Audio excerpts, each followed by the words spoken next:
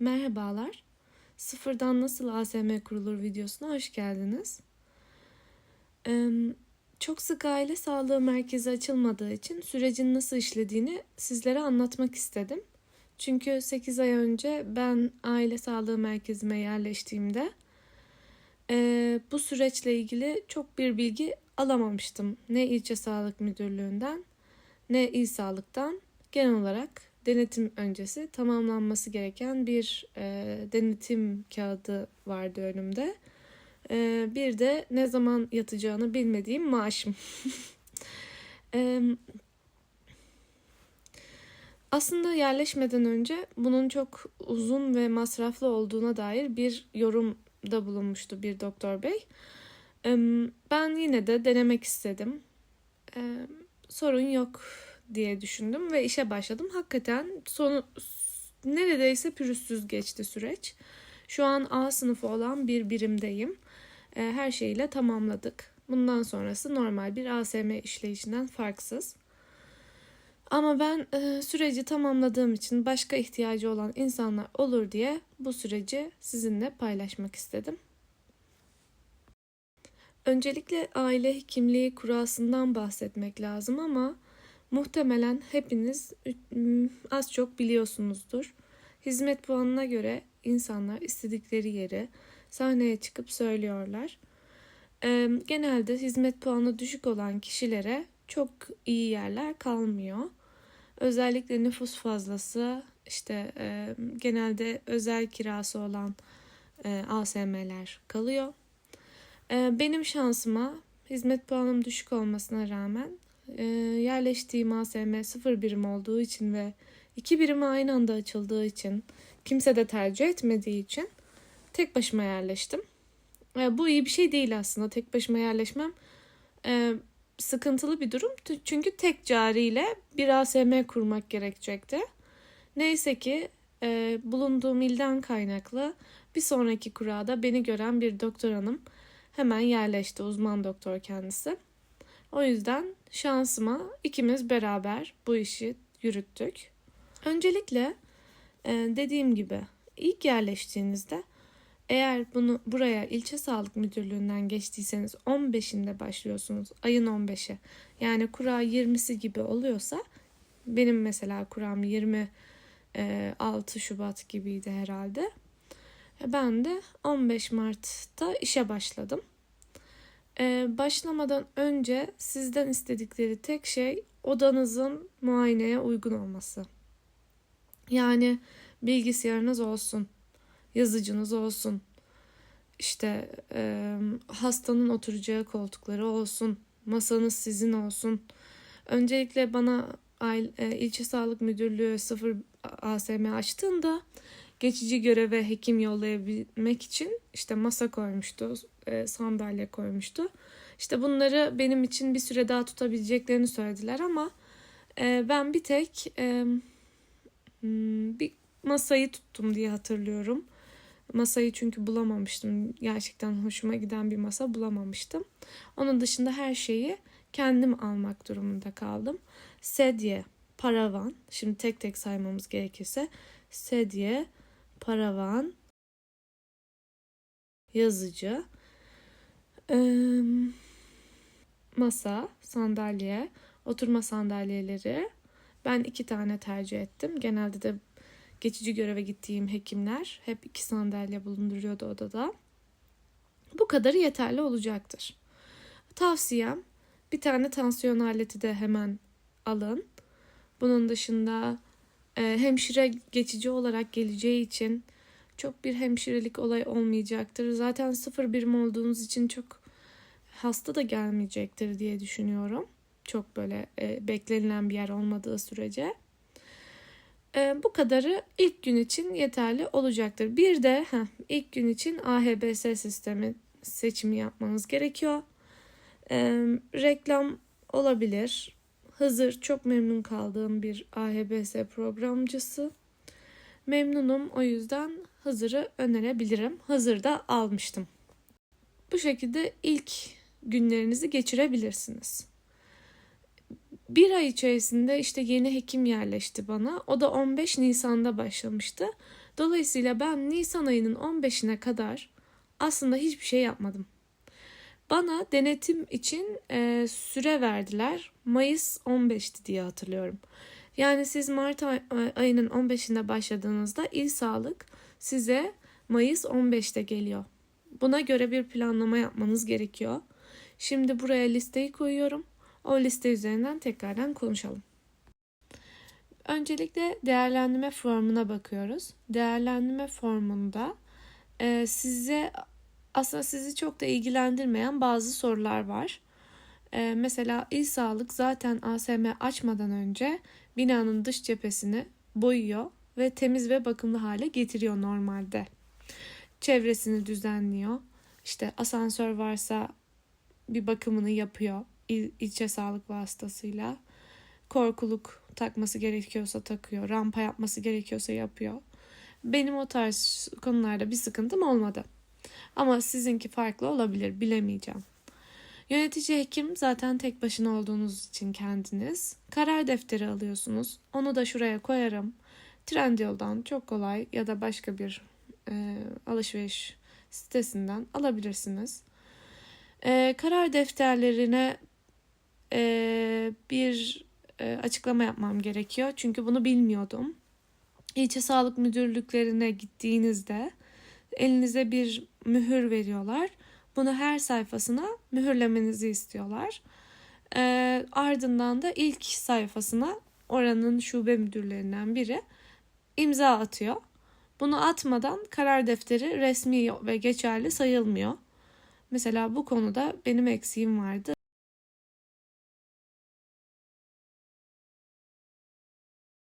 Mayıs 15'ten hemen önce ilçe sağlığa gittiğimizde bunu öğrendik. Hemen yapmıştık. Yani zor bir işlem değil. Sadece 96 sayfası varsa 96 sayfanın tamamına mühürlemeniz gerekiyor. Isınma, bu da şansınıza bağlı. ASM'nin kendi durumuna bağlı. Bizde mesela maalesef kalorifer yok. Klimayla ısınıyoruz. Bekleme alanlarının sıcaklığı 18-27 arasında mı diyor. Ben bunu çok ciddiye aldım ve bekleme alanlarına bir tane termometre taktırdım. Aslında denetimde hiçbir zaman sormadılar ama bu tarz şeyleri yapmanız her zaman denetleyenin kafasında bunu da düşünmüş, demek ki ilgili bir doktor şeklinde kalmasını sağlıyor. Benim işime yarıyor. Bizde kalorifer olmadığı için klimayı ne zaman açacağımıza karar veriyoruz. Şimdi yangın söndürme tüplerine gelelim. En az 6 litrelik söndürme tüpü alınmalı diyor. Biz ASM'yi açmadan önce ilçe sağlık bize bunu temin etmişti. Ancak duvara sabitli değildi. Duvara sabitlemek için bir sürü araştırma yaptım. Başta 1000 liralık böyle aparatlardan almam gerektiğini zannetmiştim. Bayağı gerilmiştim ama çok kolay küçük aparatları var. Şuraya ekliyorum.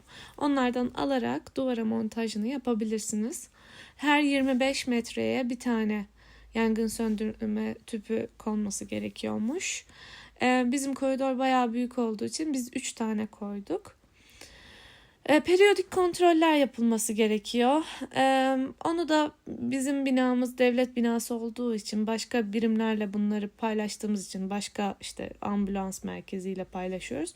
Bu tarz şeyler olduğu için periyodik kontrolü İl Sağlık yapıyor.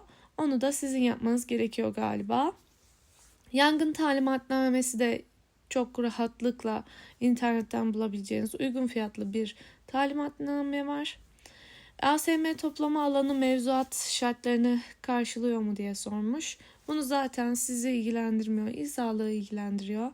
Siz yine kontrol edersiniz. Yerleşmeden önce bakın. Odalar 14 metrekare mi? Bekleme alanları 20 metrekare mi? Minimum. 1 Ekim için. İşte bekleme koltuğu, evet, bunu söylememişim. Bekleme koltuğu tek birim için 5, bir birim için 3 adet bekleme koltuğu gerekiyor. Ben bunu ilk yerleştiğimde belediyeden istedim. Belediye de önce ilgilenmemişti diye hatırlıyorum. Sonra muhtarı aramamı tavsiye etti bir doktor bey. Ben de gittim muhtarı aradım. Muhtar da belediyeyi aradı. Sayelerinde 6 kişilik yani 3-3 bekleme koltuğu bize verdiler, sağ olsunlar. Hala daha hastalar her gün onları kullanıyor. Gayet iyi durumdalardı. O yüzden benim bekleme alanına koltuk almam gerekmedi. ASM'nin çalışma günleri, saatleri, bunu esnek mesai yapıyorsanız esnek mesai çizelgenizi onaylattıktan sonra bastırmanızı tavsiye ederim. Ama zaten hemen A sınıfına başvuramayacağınız için ya da B ya da C sınıf başvurusu yapamayacağınız için muhtemelen standart bir mesainiz olacak. O mesai çizelgesine yine yeniden marka vermekte hiçbir sakınca görmüyorum. Çünkü çok memnun kaldığımız bir web site. Hepsi Medikal web sitesinden kolaylıkla temin edebilirsiniz. Çok ilgililer. Bazen bizim yanlışlarımız oluyordu açıklamada. Teyit ediyorlardı her seferinde. O yüzden çok memnun kaldığım için öneririm. Afiş ve broşürler panoya asılı mı? Bu mevzu da şöyle. Biz kumaş pano aldık. Koridorunuza göre pano siparişi verebilirsiniz. Ben ömürlük olsun istedim. Devlet binası. Benden sonra gelecek olanlar da olur. Panoyu güzel bir şey almak istedik. Kumaş pano aldık. Afiş ve broşürleri de İlçe Sağlık Müdürlüğü'nden temin etmiştim. Rica ettim. Verdiler sağ olsunlar. Hepsi çok anlamlı broşürler olmuyor. Seçip koyarsınız. Öncelikli gruplara yönelik uyarıcı işaretler ve yazılar, buna çok bakmadılar. Bizde yok galiba. Ben başka bir ASM'de görmüştüm. A4 kağıdına çıktı alıp asmışlardı. Başka bakalım. Dediğim gibi kaplamaların kolay temizlenebilir nitelikte olup olmaması sizi ilgilendirmiyor. Siz zaten yerleşmeden önce muhtemelen kolay temizlenebilir nitelikteydi. Eğer sıfır bir ASM'yi, yani özel bir dükkanı ASM'ye çeviriyorsanız evet sizi ilgilendiriyor. Ama devletin zaten İl Sağlığı'nın kendisinin açtığı bir birime yerleştiyseniz sizi ilgilendirmiyordur muhtemelen. Bunu da söyleyeyim. Tıbbi müdahale odası. Evet, bu kısım her zaman var olan bir kısım. Tıbbi müdahale odasının zaten lavabosu olmak zorunda. Yani İl Sağlık bunu açarken lavabosu olmasını planlayarak açıyor. Dolayısıyla lavabosu olan bir odanızı tıbbi müdahale odası yaparsınız. Mümkünse küçük olması bence daha mantıklı. Çünkü zaten çok kullanılmıyor. Çok sık kullanılmıyor en azından başlarda. Bir de kapıya en yakın oda olması da biz tercih ettik bu şekilde. Çünkü Allah korusun bir şey olursa en yakın ambulans çıkım noktasına en yakın yer olsun istedik. Bakalım başka. Tıbbi müdahale odasına muayene ve müdahale masası aldık. Sedye, paravan. Yani aslında siz yerleştiğinizde 2 adet sedye ve paravan alıyorsunuz. Tıbbi müdahale odasında bulunması gereken malzemeler. Şimdi bu kısım da karışık biraz.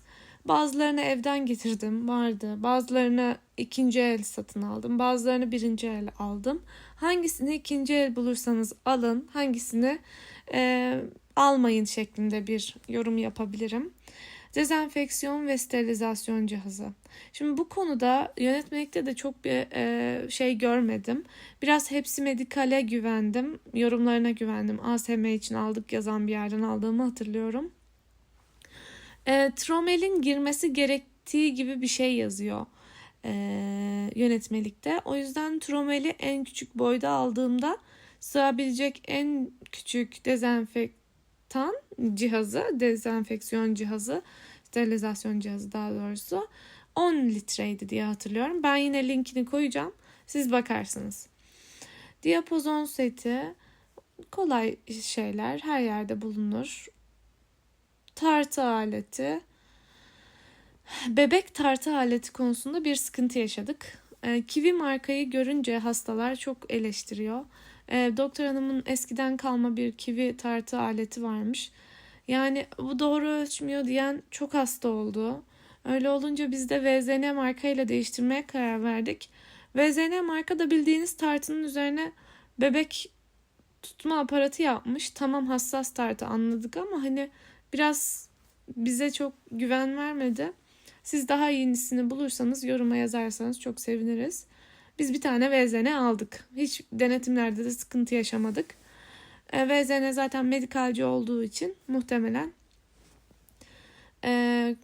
bu kontrollerde, işte denetimlerde ayarlanmasında da sıkıntı çıkmaz diye düşünüyorum. Yani kontrol ne denir? Periyodik bakımlarında da sıkıntı çıkmaz.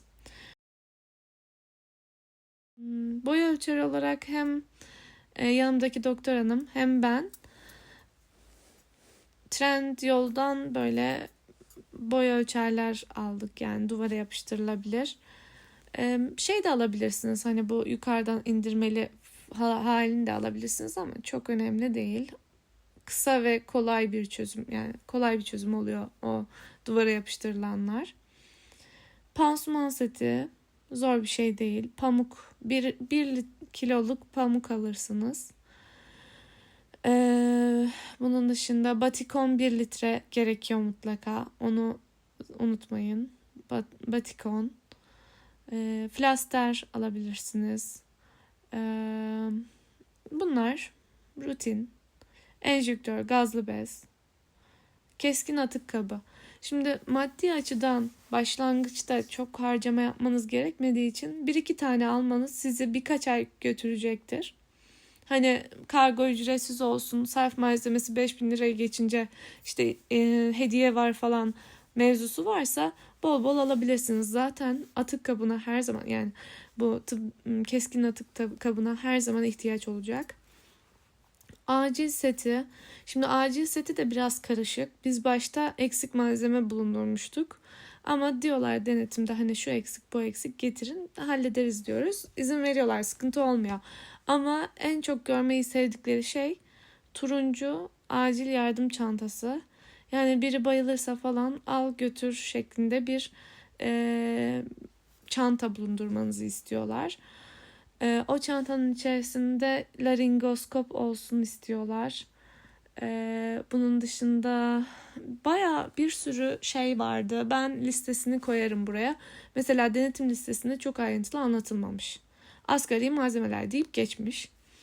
Defibrilatöre bakarsak, şimdi defibrilatör ikinci el almanızın daha mantıklı olacağı bir şey gibi geliyor insana. Çünkü çok, tabii ki Allah korusun kullanmayalım, yani hiç kullanılmıyor. Ama kullanıldığında da hayat kurtarıyor. O yüzden bunda bir ikinci el çalışıyor mu çalışmıyor mu mevzusuna girmek bizi zorlayacaktı açıkçası. Biz onunla uğraşmak istemedik. Defibrilatörler Mart ayında, Nisan ayında 40.000 liraydı minimumu. O yüzden sizin tercihiniz. Çalıştığına eminseniz. Bir de o da var. Denetimde bunun çalışıp çalışmadığına bakıyorlar. Son ne zaman yapıldığına bakıyorlar kontrollerinin. Yani mutlaka bir periyodik bakım istiyorlar. Geldik buzdolabına. Evet. Ondan önce oksijen tüpü ve seyyar lambadan da bahsedelim. Sonra buzdolabına geçelim. Şimdi oksijen tüpü de yönetmelikte belirlenmemiş ama denetimde çok net olan bir konu. Taşımak için çantasının olması, çanta demeyeyim de tekerleklerinin olması gerekiyor açıkçası. Onu istiyorlar. Hatta önündeki zinciri bile isteyen oldu denetimde. Litresi olarak 10 litre istiyorlar arkadaşlar. 5 litreyi kabul etmeyebilirler. Biz de 10 litreyi görünce, bir de taşıma arabasını da çok iyi seçmişiz.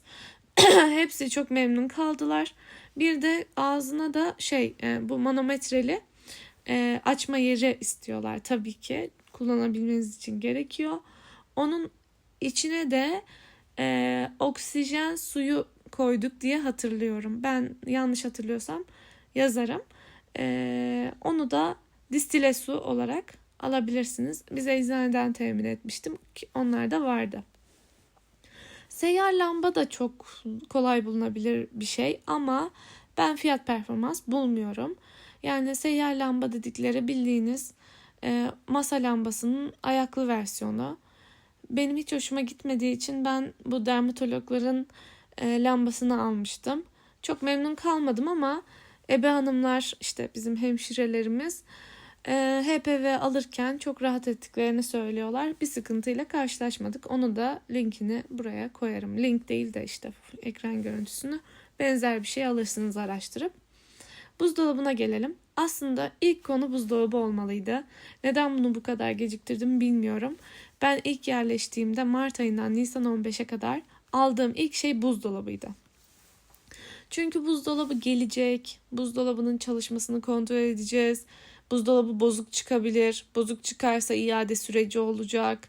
Zaten hastalar, nüfus arttıkça, yani 300-500 olduğunuzda çocuk da gelmeye başlıyor tabii ki. Aşılarını yapmanız gerekiyor. Başlangıçta işte İlçe Sağlık'tan günübirlik alıp vurma gibi bir şey yapabilirsiniz ama uzun vadeli bir çözüm değil. Buzdolabını tabii ki, yani kesinlikle Vestel marka, işte 28 NF diye hatırlıyorum modelini tercih edin. Biz o zaman 32 bin civarı bir fiyat ödemiştik. Taksitli almamışlardı. Neden o kısmı hatırlamıyorum. Çünkü birkaç ay sonra biz normal günlük hayat buzdolabını da aldık. Yani onu da benzer 20 bin lira ödedik diye hatırlıyorum. Onu 6-7 taksit böldürebilmiştik. Ama Vestel devlette anlaşmalı olduğu için nakit kabul etmişti. Onun da nasıl ulaşabileceğinizi şöyle, Vestel'in kendi sitesinden ben yazdığımı hatırlıyorum. Bana ulaştılar. Aşı dolabının aile sağlığı merkezinin tıbbi hizmet alanları ile bekleme alanlarında iç ortam sıcaklık takiplerini yapmak için standartları kurumca belirlenmiş ısı verisi gönderilen 2 adet termometre. Şimdi hizmet alanları sanki bekleme alanlarında bir STC, sıcaklık takip cihazı olması gerekiyormuş gibi bir şey anlaşılıyor. Denetimde asla bunu sormadılar. Zaten ben başta da söylemiştim, termometre koydum diye. Onun görmeleri yeterli oldu. Aşı dolabı için ise herkesin kullandığı şu sarı STC, sarı sıcaklık ölçen Fridge-Tech yeterli olacaktır. Biz başlangıçta sarının çok pahalı olduğunu düşündük. Yani acaba başka alternatif var mı diye baktık. Ama herkesin gittiği yolda bir sebep vardır çıktı en sonunda. Aldığımız başka bir Fridge-Tech maalesef bizi götürmedi. Yani mesela bazı Fridge-Tech'ler sadece Wi-Fi ile kayıt yapabiliyor. Wi-Fi'siz hiçbir şey yapamıyor. Elektrikler kesildiğinde hiçbir şekilde veri gönderemiyor. Veriyi tutamıyor. Ama sarı Fridge-Tech'te böyle bir şey yok. Bilgisayara taktığınızda size kaç saat, ne kadar süre, yani çok detaylı bilgi vermese de bakanlığın belirlediği şeylere uygun bir sonuç veriyor.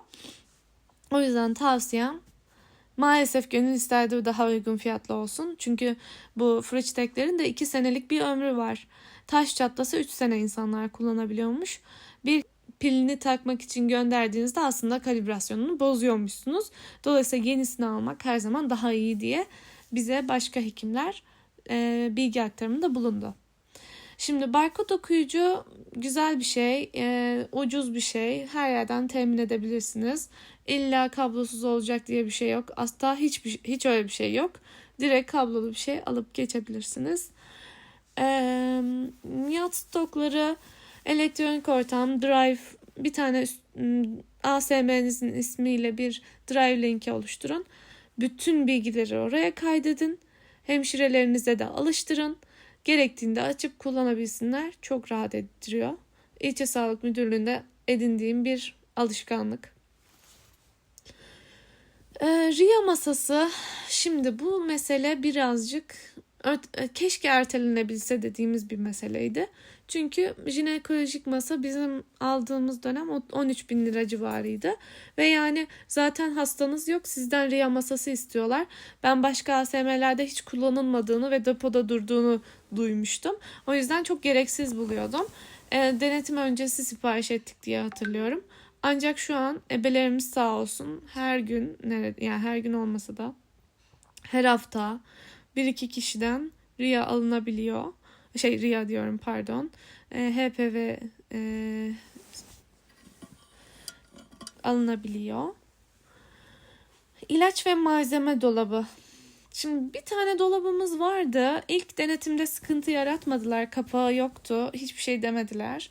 Ancak sınıf yaparken dediler artık bu kadar olmaz, kapaklı olsun dedi. Öyle bir konuşma geçti aramızda. Bu nedenle dolap alacaksanız kapaklı almanızı tavsiye ediyorum. Bana bir bağıştı bu. O yüzden ben direkt oraya dolabı koymuştum. Eski bir eczaneden kalma bir dolaptı. Onu kabul etmiyorlar. Mümkünse kapaklı bir şey tercih edin. Mümkünse anahtarlı bir şey tercih edin. Mümkünse metal tercih edin. Ama metal dolaplar çok pahalı. Hiç gerek yok. Bizimki işte bildiğiniz iş yeri evrak dolabı. Bir sıkıntı olmadı. Sterilizatör, bunu konuşmuştuk. EKG cihazı, bunu konuşmadık. Ya EKG cihazı mesela defibrilatörden daha çok kullanılan bir şey. Az olduğu için muhtemelen çok verimli olmuyor. Çalışan bir EKG cihazı olsa yeterli diyeceğim. Ama her seferinde de kalibrasyon mevzusuna geri geliyoruz. Kalibrasyonunu yapabildiğiniz bir cihaz alın. Yaptırabildiğiniz daha doğrusu. Eğer yaptıramazsanız geçmiş olsun, yardımcı olmuyorlar. İyi sağlık yenisini ister. Turamel, bunu da konuşmuştuk. Ben size aldığım ölçüleri yazacağım. 15'e 15 aldığımı hatırlıyorum. Glikometre, Medikalci'den, Trendyol'dan, işte web sitelerden ya da işte neresi, eczaneden bile temin edebilirsiniz çok rahatlıkla. Glikometreyi de bu arada İlk almanız gereken şeyler listesine ekleyebiliriz. Glikometre de önemli. Tekerlekli sandalye. Tekerlekli sandalyeyi ikinci el almanızı tavsiye ederim. Kullanırız tabii ki. Kullandığımız çok oluyor. Nebulizatöre geçelim. Nebulizatör bende vardı açıkçası. Evden getirdim. Çalışıyor mu? Çalışıyor. Onun hiçbir şeyine bakmadılar, yani hani kalibrasyon hiç önemli değil. İkinci el alabilirsiniz. Santrifüj cihazı, bu önemli. Santrifüj cihazının kapasitesi beni soru işareti uyandı. Yani ben başlangıçta ilk yerleştim, işte ne zaman kan alınacak diye hastalar sormaya başlayınca artık santrifüj cihazı şart. Santrifüj cihazını da 6'lı var en düşük. Bir de 8'li var. Daha yüksekleri de var ama ben 8'li tercih ettim. Sorarsanız çok fark ediyor mu? Bence hiç fark etmiyordur. Çok uygun fiyatlıydı 6'lısı ama almışken güzel alalım dedik. Şöyle hatırlıyorum. 10.000 civarı ödenmişti diye hatırlıyorum. Tam emin değilim, onun da fotoğrafını koyarım. Biz çok memnunuz cihazdan. Bir tek şöyle bir şey var. İlk çalıştırdığımızda yürüyordu. Yani santrifüj cihazları çok güçlü devir yaptıkları için cihazın bulunduğu konum çok önemli. Yani yukarıya falan koyduysanız altına mutlaka bu mousepad'lerden koymanızı tavsiye ederim. Yürürse ve düşerse, bir kere bile çalışırken eğimli olursa cihazın garanti kapsamından çıktığına dair bize yazı gelmişti böyle. Yazı dediğim hani kargoyu açıyorsunuz, içinden böyle bir yazı çıkıyor. Dolayısıyla santrifüj cihazını güzel bir şey alın, dikkatli kullanın. Jeneratör ve kesintisiz güç kaynağı. Bu bizim bayağı ertelediğimiz bir konu oldu. Çünkü daha buzdolabı bile alınmamış. Jeneratör niye alalım? Ya da UPS denilen kesintisiz güç kaynağı neden alalım diye düşünmüştük. Buzdolabını aktif ettiğimiz hafta artık stres başlamıştı. Ya elektrikler kesilir ve aşılar çöp olursa diye. Bunu biraz erteledik maalesef. O yüzden çok şükür bir şey başımıza gelmedi. Ama buzdolabını aktifleyeceğiniz hafta tavsiyem UPS'te almanız. O kadar kafa rahatlıyor ki. Bir kere bizim ASM'de 8 saat elektrik kesintisi oldu ve gece 3'ten 11'e kadar. Ve haberimiz yoktu. Haberimiz sabah 7'de oldu. Çok şükür ki 3 gün önce UPS almıştık. Hiç de deneme fırsatımız olmamıştı. Mükemmel çalıştı. Herkese tavsiye ederiz. Ben buraya markasını yazacağım. Numaralarını koymam muhtemelen ama siz iletişime geçerek alabilirsiniz. Aldığımız model, marka, güç, bunların hepsini yazacağım. Çünkü biz almadan önce deli gibi araştırdık. En son dedik hani çok iyi bir şey olsun falan. Baktık 2 kat fiyata çıkıyor. Gerek yok dedik. Türk markası, yani Çin'den alıyorlar ama hani Türkiye'de bilinen bir markaymış. Başka bir doktor hanım önermişti. Onlar kendi ASM'lerinde 10 sene kullanmışlar. Onu size de önerebilirim. İşte burada küçük cerrahi set demiş. Portegü aldık, makas aldık, penset aldık. Bisturi çok önemli bu arada. Yani mesela penset portegü hiç kullanmadık ama bisturiyi cidden bu dikiş aldırmak isteyen yaşlı, hastaneye gidemiyorum diyen hastadan aldık yani. Stapler var. İnşallah kullanmayız ama ben kullanmak istiyorum. Var olduğu için. Çünkü onların da son kullanma tarihleri oluyor. Hani bir gün işe yararsa tekrardan güncellerim. Genişletilmiş bağışıklama programı kapsamında uygulanan aşılar ve antiserumlar. İlk denetimde hiçbir sorun yok. Zaten aşı dolabınızın olmasını beklemiyorlar. Aşı dolabı sipariş etmenizi bekliyorlar. Bebek bakım ve emzirme odası. Şimdi bu konu biz biraz çok güzel bir şey yaptık. Yani emzirme odamızı geniş, ferah, 2 tane tekli koltuk olan bir yer yaptık. Şöyle bir şey okuduğumu hatırlıyorum yönetmelikte. İkili koltuk olmuyor. Emzirme odası mutlaka tekli koltuklardan oluşması gerekiyor. Çünkü anne bebeği kenara koyduğunda düşürebilir şeklinde bir yorum vardı diye hatırlıyorum. Hiçbir sıkıntı olmadı tekli koltuklar almamız. Biz ikinci el aldık. Bir aile ücretsiz gel al şeklinde sahibinden ne koymuştu. Aldık koyduk, ASM'de mutlu mutlu kullanıyoruz. Biraz pis hani, onu da temizledik, üstünü falan sildik ama başka ne bekleriz yani, bir ASM'de iyi bir şey oldu. Anneler kullanıyor. Bazen onlar kullanmadığında öğle araları biz de kullanıyoruz. Güzel oldu. Soğuk zincir değerlendirmesi, buzdolabının dış kapında aşı şeması. Bunlar kolay şeyler. Bunları yaparsınız. İnternette A4 kağıt, A4'e bastırılabilecek formatta versiyonları var. Termometre dediğim gibi Ofreş'teki almanız gerekiyor. Zaten ATC aşı takip sistemi, ATS sistemine uygun STC'yi de size de İl Sağlık yaklaşık bir ne zaman buzdolabı geldikten sonra ilçe sağlık yazısını yazıyor. Yazı yazıldıktan birkaç hafta sonra geliyor zaten. Termometre faal mi? Onu da çok sormuyorlar. Bakıyorlar. Varsa var. Sorun yok. Nereye geldik şimdi? Evet. Isı izlem çizelgesi. Bunu da İlçe Sağlık Müdürlüğünüzden alabilirsiniz. Rahatça böyle bir 10 tane koyarsanız dosyanın içine, hemşirenize de söylerseniz şunu yapacaksınız. Bir 10 ay hiç kafanız ağrımaz. Onlar hallediyorlar. Buz aküsü. Şimdi bu bir mevzu, yani aşı nakil kabı mevzusu. Bizde sıkıntı oldu. Biz şöyle düşündük. Bir tane büyük alalım, bir tane küçük alalım. Çünkü her iki birimin olması gerekiyormuş. Ama biz litre olarak sorduk. 5 litre yeter gibi bir şey dediklerini hatırlıyorum. Maalesef yetmiyormuş arkadaşlar.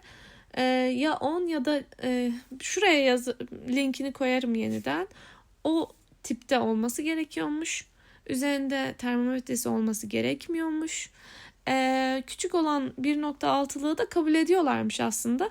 Bizim sıkıntımız, biz gittik 5 litrelik pahalı bir şey aldık. O pahalı şey boşa çıktı. Yani hiç gerek yokmuş maalesef. O yüzden tavsiyem, aşı nakil kabının İlçe Sağlık tarafından kabul edilebilir halini seçin ve alın. Bizim gibi hata yapmayın. 5.000 lira kaybetmeyin. Öyle diyeyim. Aşı yerleştirmeyi hemşire hanımlara bırakabilirsiniz. Açılan tarih, saat yazılmış olmalı. Kontrol edersiniz hemşireleri. Bunun dışında bir sıkıntı yok. Şimdi geldik zorunlu bulundurulması gereken ilaçlara. Harika, mükemmel konu. Çünkü gerçekten kafayı yiyorsunuz bu kısımda. Çok şükür biz hallettik. Ama size çok bir tavsiyem olmayacak. Çünkü maalesef sistem zorunlu bulundurulması gereken ilaçlar için verdiği ne koduydu? Buraya eklerim. Bir kod veriyorlar. İşte ASM açtığınıza dair sizden bir dilekçe alıyorlar. Size depolardan hiçbir şekilde sıkıntı çıkmayacağını iddia ederek bir kodla alım yapabileceğinizi söylüyorlar. Ama ne kırmızı reçeteyi ne yeşil reçeteyi bu depolar size vermek istemiyor. Yani bu ilaçları.